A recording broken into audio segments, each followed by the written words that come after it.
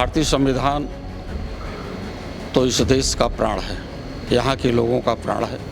भारतीय संविधान नहीं रहेगा तो निश्चित रूप से जिस प्रकार से आज़ादी के पहले इस देश की व्यवस्था थी वही व्यवस्था चलेगी।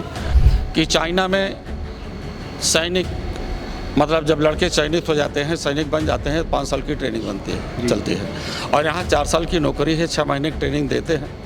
तो आप बताओ चाइना का मुकाबला कैसे हमारे देश के जवान कर पाएंगे। सबसे बड़ी समस्या गरीबों की है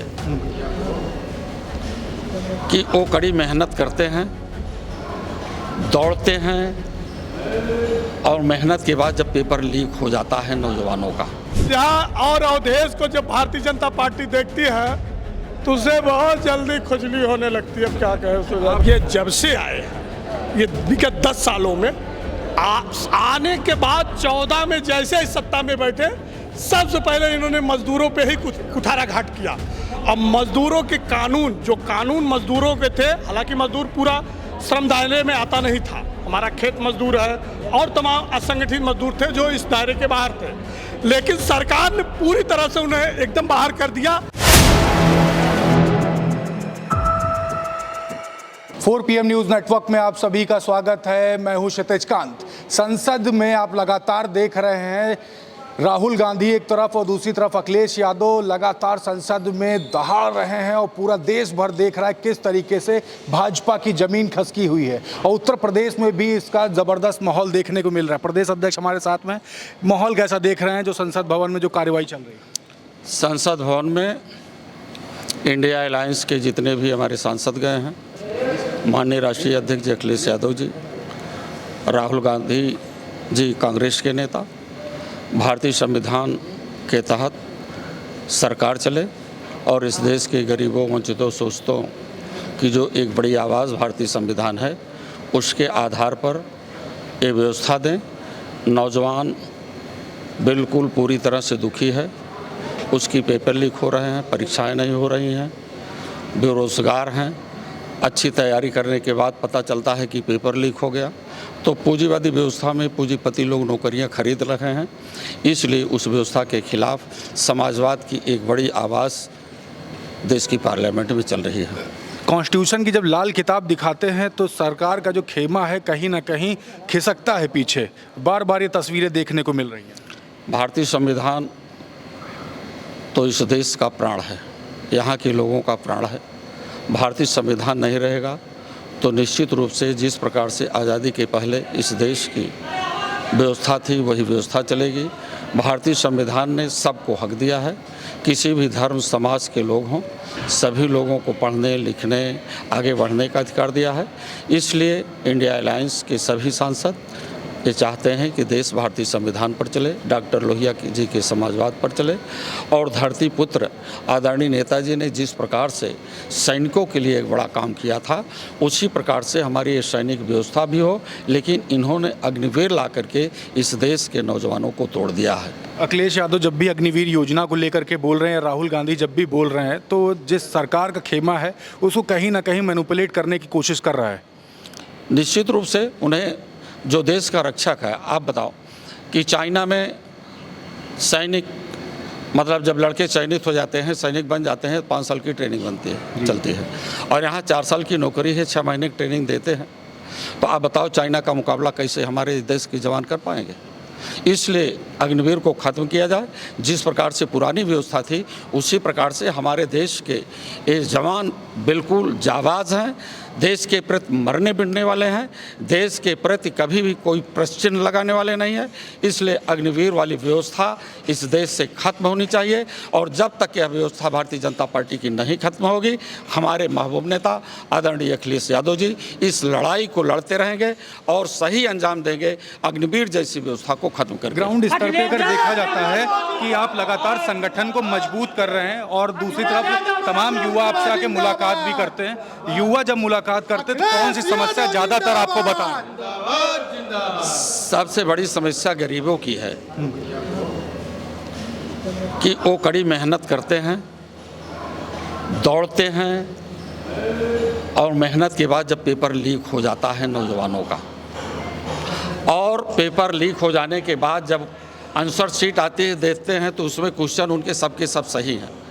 कहीं 99%, कहीं 98% उम्मीद करता है कि हमारा चयन होगा, हम भी नौकरी पा करके अपने बूढ़े बाप का सहारा बनेंगे।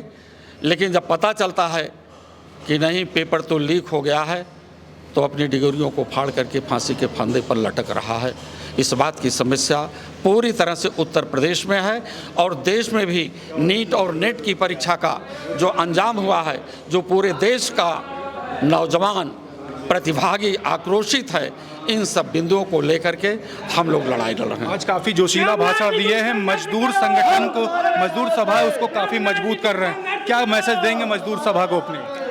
हमारे मजदूर सभा के लोग समाजवादी पार्टी का एक प्रमुख संगठन है और इस देश की आवाज़ सरकार नहीं बना रही है।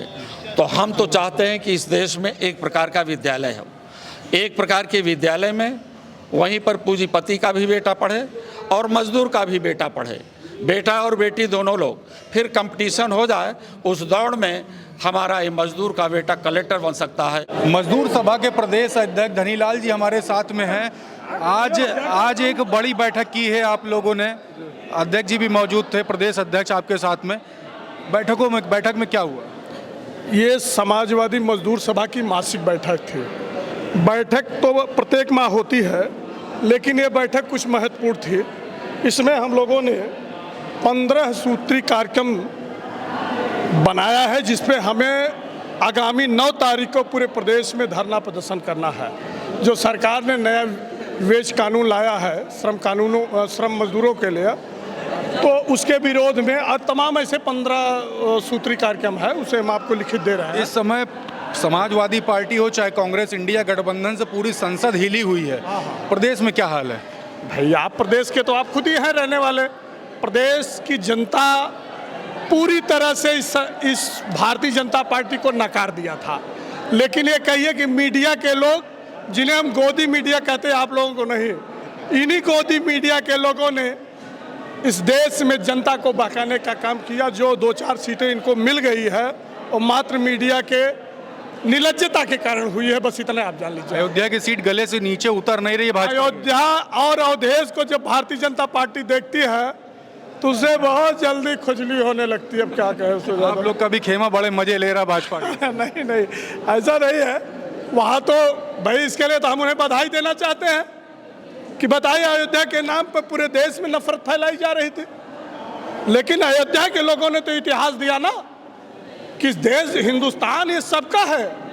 यहाँ ना हिंदू का है, ना मुसलमानों का, ना ईसाई, ना पारसी, बल्कि सभी लोगों का है और सभी के खून पसीनों से इस देश की आज़ादी की लड़ाई लड़ी गई। एक भाषण और दिया था राहुल गांधी ने, जब इतना बोल दिया तस्वीर को लेकर के, भाजपा हिंदू नहीं है, आरएसएस हिंदू नहीं, ये बात बोली गई, काफ़ी विवाद हो रहा है। लेकिन इस बात के बाद विपक्षी खेमा, जो इंडिया गठबंधन खेमा, ये जो समर्थक हैं, वो काफ़ी जोश में आ गए हैं।